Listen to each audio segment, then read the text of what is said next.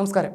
പാലക്കാട് കഞ്ചിക്കോട് കുട്ടിയെ തട്ടിക്കാട്ടിന് പോകാൻ ശ്രമിച്ച തമിഴ്നാട് സ്വദേശിയെ പിടികൂടി. സേലം ആത്തൂർ അമ്മൻപാളയം സെന്തിൽകുമാറിനെ വാളയാർ പോലീസാണ് അറസ്റ്റ് ചെയ്തത്.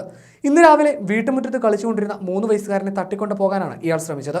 ഉത്തർപ്രദേശുകാരനായ കുർഷിത്തിന്റെയും സൽമയുടെ മകനായ 3 വയസ്സുകാരനെയാണ് ഇയാൾ തട്ടിക്കൊണ്ടു പോകാൻ ശ്രമിച്ചത്.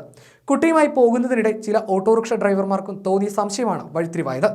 ഡ്രൈവർമാർ സെന്തിൽകുമാറിനെ ചോദ്യം ചെയ്തു. മറുപടിയിൽ വ്യക്തതയില്ലാതായതോടെ ഇവർ പോലീസിനെ വിളിച്ചു വരുത്തി. തുടർന്ന് ചോദ്യം ചെയ്തപ്പോഴാണ് കുട്ടിയെ തട്ടിക്കൊണ്ടുപോയതാണെന്ന് വ്യക്തമായത്.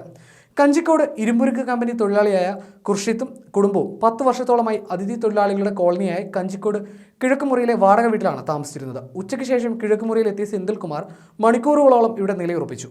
വീട്ടുമുറ്റത്ത് കളിച്ചുകൊണ്ടിരുന്ന കുട്ടിക്ക് ആദ്യം ചോക്ലേറ്റ് നൽകി. ആളുകളുടെ ശ്രദ്ധ മാറിയെന്ന് ഉറപ്പാക്കിയതോടെ കുട്ടിയുടെ കൈ പിടിച്ച് നടന്നു നീങ്ങുകയായിരുന്നു. പിന്നീട് കഞ്ചിക്കോട് സത്രപ്പടിയിലെത്തി ഓട്ടോ പിടിച്ച് കഞ്ചിക്കോട് റെയിൽവേ സ്റ്റേഷനിലേക്ക് പോകാൻ ആവശ്യപ്പെട്ടു.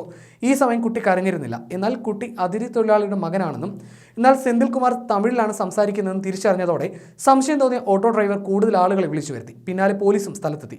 തുടർന്ന് ഇയാളെ കസ്റ്റഡിയിലെടുക്കുകയായിരുന്നു. മെഡിക്കൽ പരിശോധനയ്ക്ക് ശേഷം പ്രതിയുടെ അറസ്റ്റ് രേഖപ്പെടുത്തി.